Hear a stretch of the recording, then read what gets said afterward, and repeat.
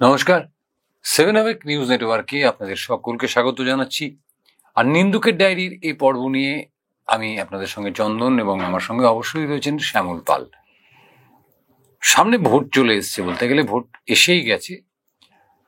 তো ভোট নিয়ে আলোচনা যখন আমরা করব তখন আমাদের প্রথম অবশ্যই আলোচ্য বিষয়ের মধ্যে চলে আসবে তৃণমূল কংগ্রেস।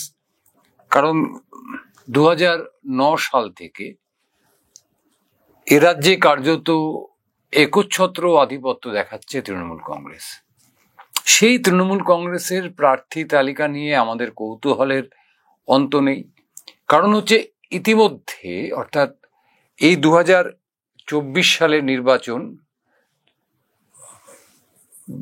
এই 24 সালের লোকসভা নির্বাচন এবং লোকসভা নির্বাচনের আগে তার পূর্ববর্তী 2-3 বছর এবং পরবর্তী আরো 1 বছর, অর্থাৎ গত 5 বছর ধরে এ রাজ্যে যেভাবে অভিযোগ তোলা হচ্ছে যে দুর্নীতিকে কার্যত প্রাতিষ্ঠানিক রূপ দেওয়া হয়েছে, সেটা এসএসসি কেলেঙ্কারি হতে পারে, অর্থাৎ চাকরি চুরি শিক্ষকদের, অথবা পৌরসভাগুলোতে যে নিয়োগ হয়েছে সেই নিয়োগের ক্ষেত্রে যে দুর্নীতি, সেটা চাল চুরি হতে পারে, সেটা কয়লা, গরু ইত্যাদি হতে পারে। মানে যেদিকে তাকাবেন দুর্নীতি, এবং সর্বশেষ তার সঙ্গে যেটা যুক্ত হয়েছে সেটা হচ্ছে আরজিকর কাণ্ড।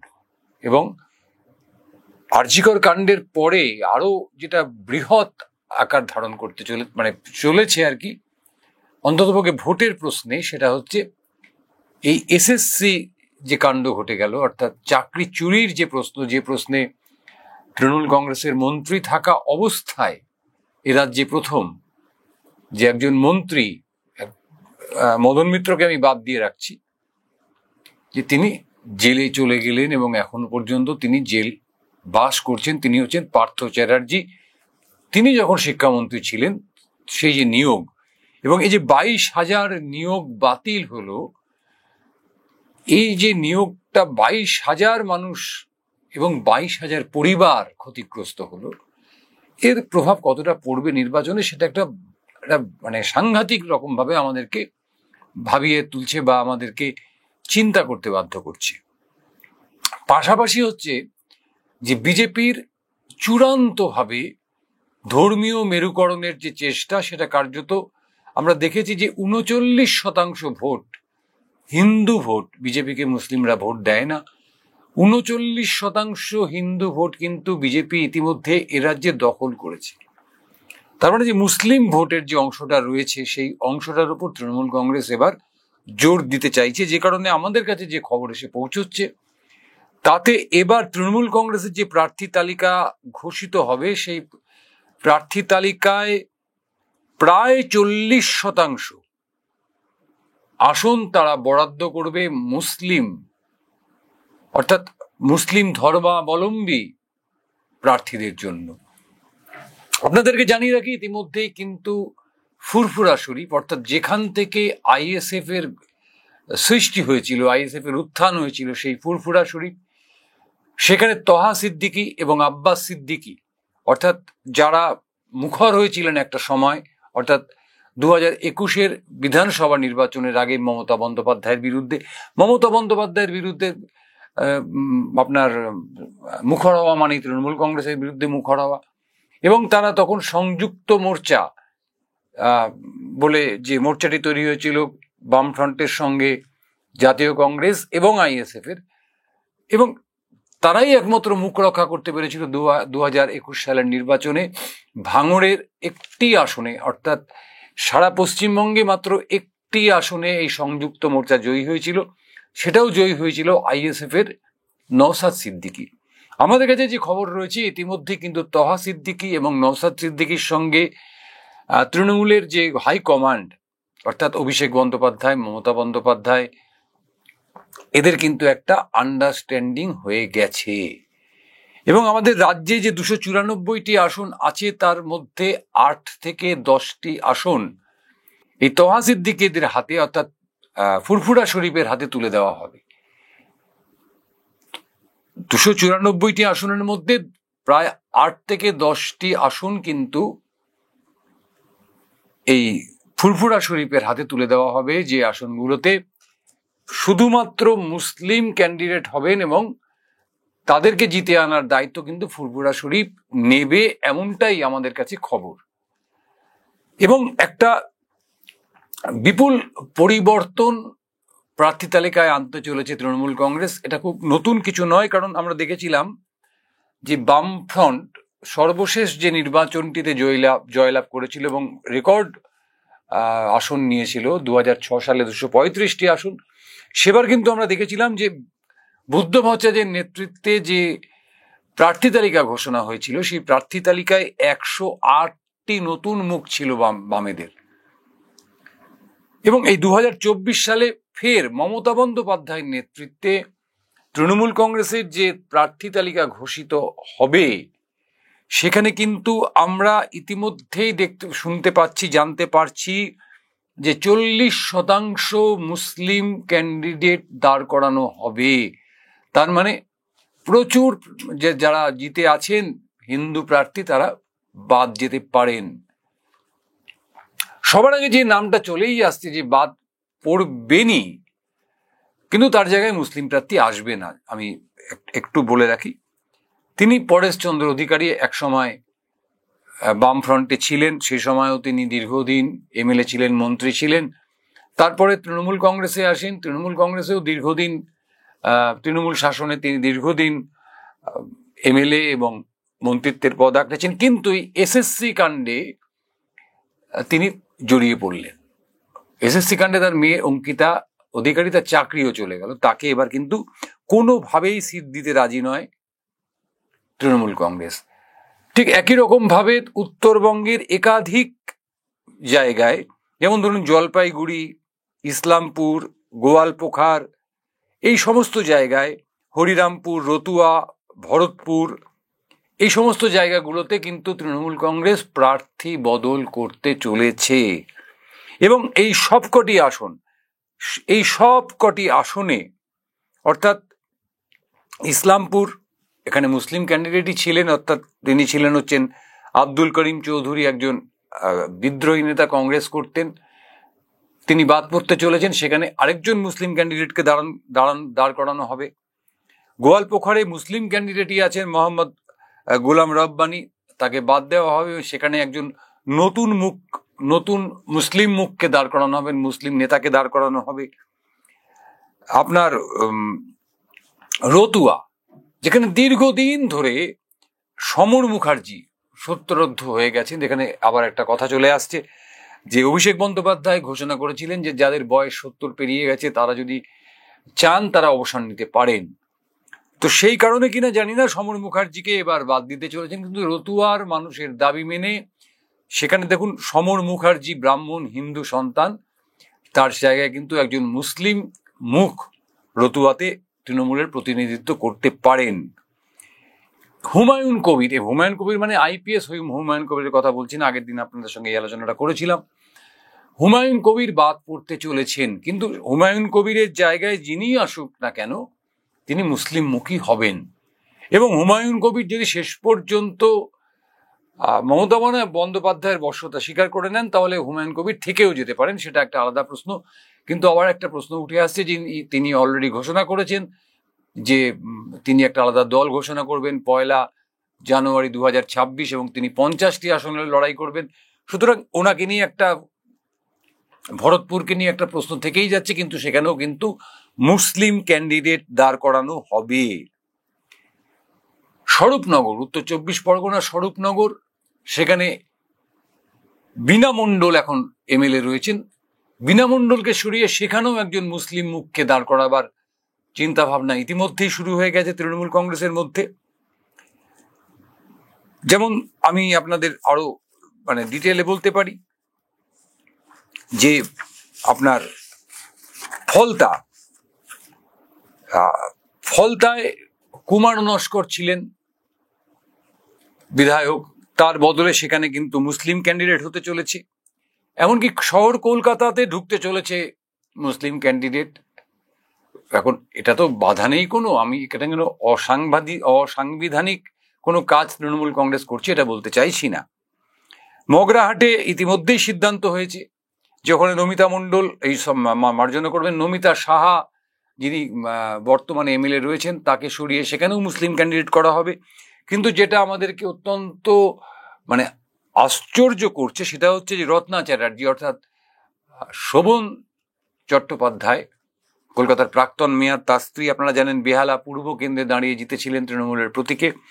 এবার রত্না চ্যাটার্জিকে সেখান থেকে সরানো হচ্ছে এবং সেখানেও এই বেহালা পূর্ব আসনটিও মুসলিম ক্যান্ডিডেটের জন্য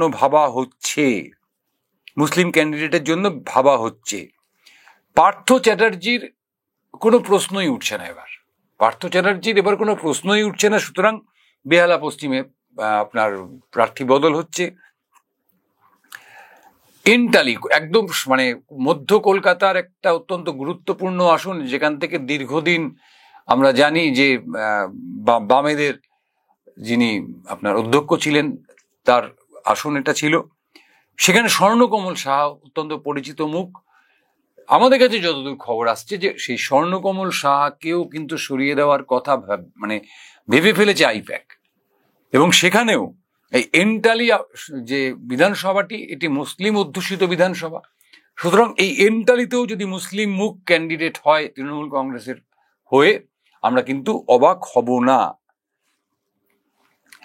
আপনার সাঁকরাইল, এবার যদি আমরা একটু আবার পিছিয়ে যাই, সাঁকরাইল সেখানে প্রিয়া পাল রয়েছেন বর্তমান বিধায়ক, কিন্তু আইপ্যাকের যে তথ্যানুসন্ধান সে তথ্যানুসন্ধানে আইপ্যাক পরামর্শ দিচ্ছে যে প্রিয়া পালের বদলে কিন্তু সাঁকরাইলেও এবার মুসলিম ক্যান্ডিডেট যদি দাঁড় করানো যায় তাহলে তৃণমূল কংগ্রেসের পক্ষে সুবিধে হবে।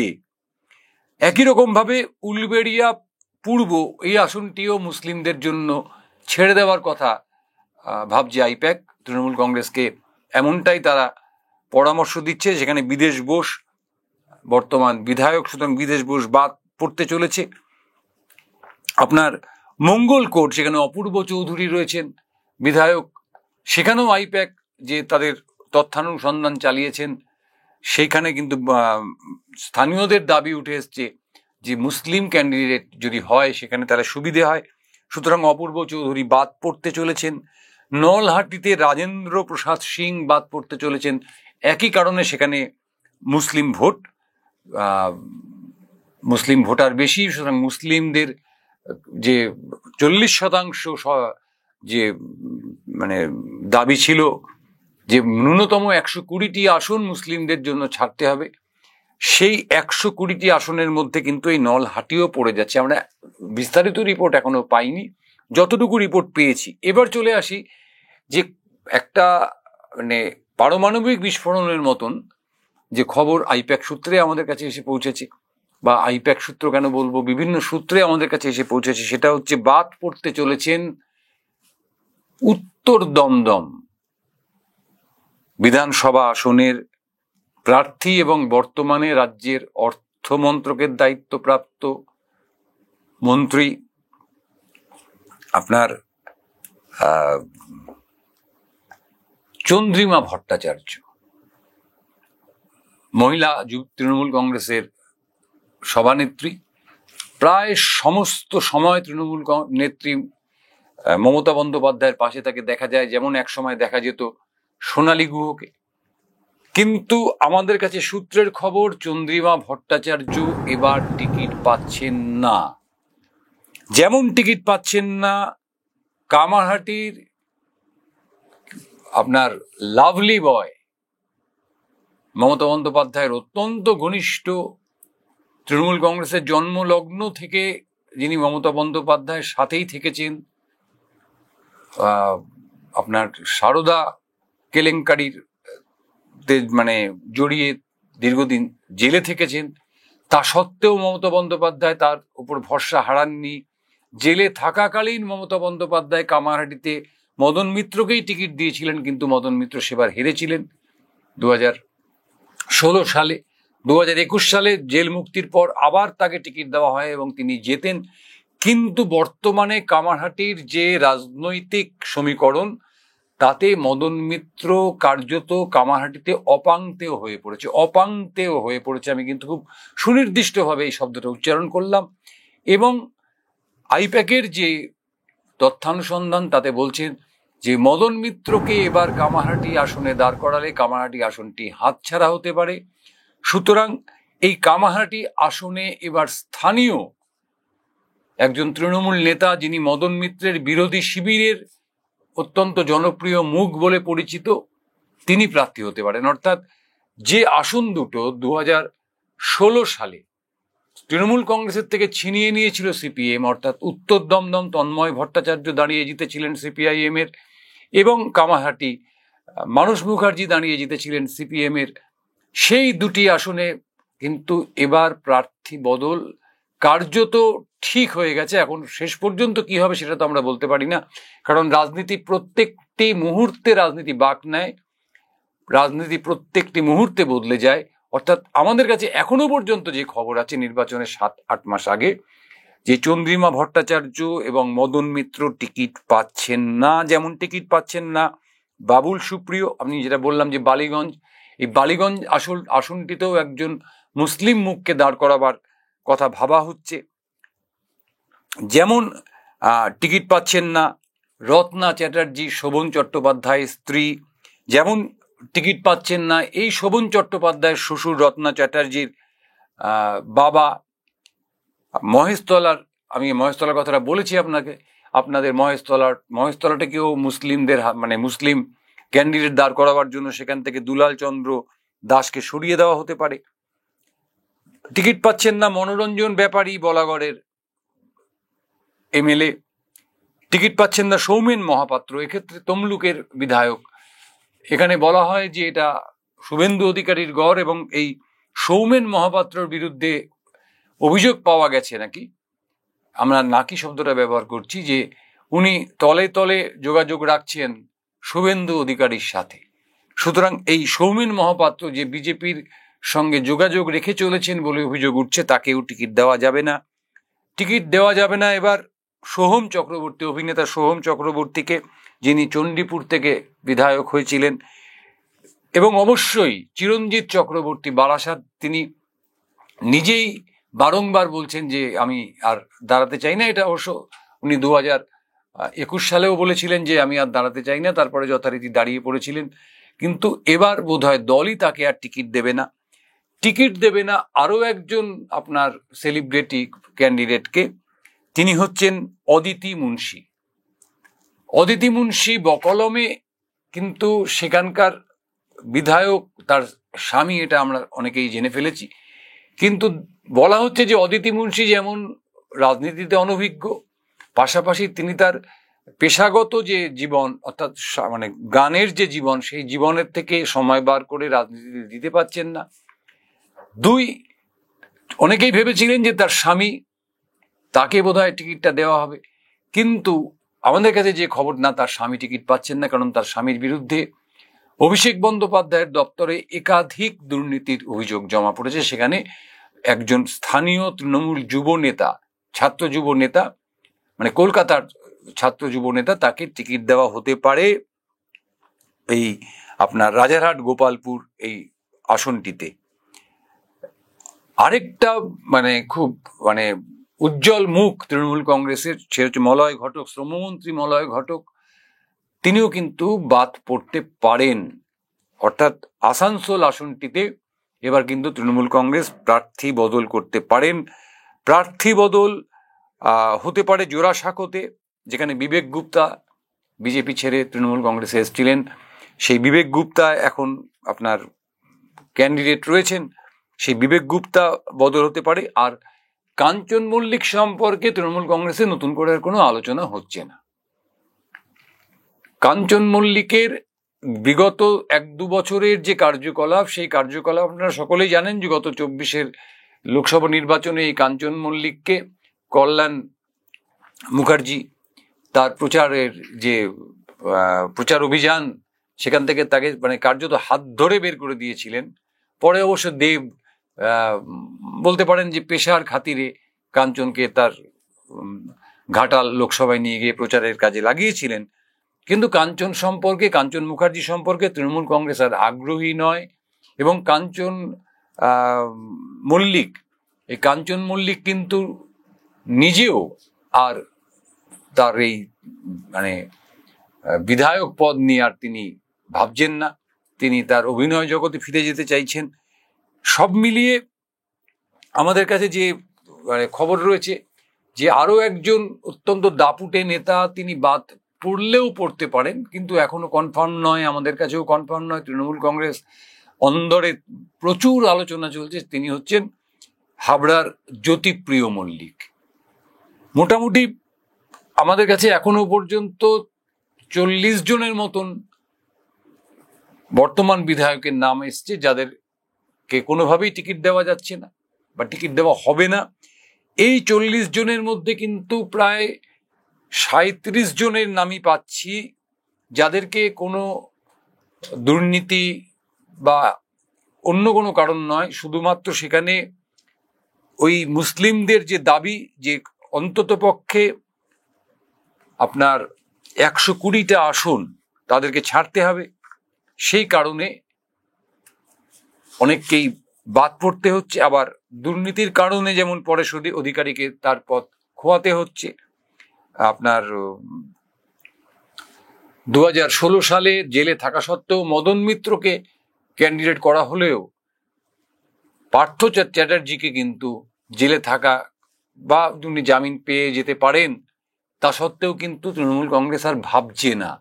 কারণ পার্থ চ্যাটার্জির যে দুর্নীতি আর মদন মিত্রের যে দুর্নীতি তার মধ্যে অনেকটা তফাৎ রয়েছে। পার্থ চ্যাটার্জির যে দুর্নীতি তাতে পশ্চিমবঙ্গের 22,000 পরিবার সরাসরি এফেক্ট হয়েছে।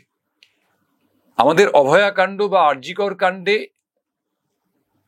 আমরা যে বিপুল একটা বিস্ফোরণের কথা বলেছিলাম, আন্দোলনের কথা বলেছিলাম, সেটা কিন্তু শহর কেন্দ্রিক ছিল। অর্থাৎ কলকাতা শহর, শিলিগুড়ি, আপনার মানে মূল শহরগুলো, আসানসোল, দুর্গাপুর, এরকম মানে বর্ধমান, মূল শহরগুলোতে। কিন্তু এই 22,000 যে ছেলে মেয়ের চাকরি চলে গেল সুপ্রিম কোর্টের রায়ে এবং এই পার্থ চট্টোপাধ্যায়ের যে দুর্নীতি, সেই দুর্নীতির দায়ে তারা কিন্তু সারা বাংলায় ছড়িয়ে আছে। তো এই 22,000 ক্যান্ডিডেট যদি হয়ে থাকে, 22,000 ছেলে মেয়ের যদি চাকরি চলে যায়, তাহলে একজনের পরিবারে যদি আমি 4টি করেও ভোট ধরি, তাহলে বুঝতে পারছেন যে পরিস্থিতিটা কোন দিকে যেতে পারে। তাদের আত্মীয় পরিজন, তাদের প্রতিবেশী, সব মিলিয়ে এই পার্থ চট্টোপাধ্যায়ের যে দুর্নীতি, সেই দুর্নীতি বাংলার রাজনীতিতে বা ভোটের রাজনীতিতে কার্যত একটা বড় প্রভাব ফেলতে চলেছে। এবং তারপরেই চলে আসছে মানে নির্বাচনের আগে যদি প্রাথমিকের শিক্ষক নিয়োগে যে দুর্নীতি, সেই মামলারও রায় হয়ে যায়, যার দায়ও বর্তাতে পারে পার্থ চ্যাটার্জির ঘাড়েই, তাহলে কিন্তু আরো বড় একটা বিপর্যয়ের মুখোমুখি তৃণমূল কংগ্রেস হলেও হতে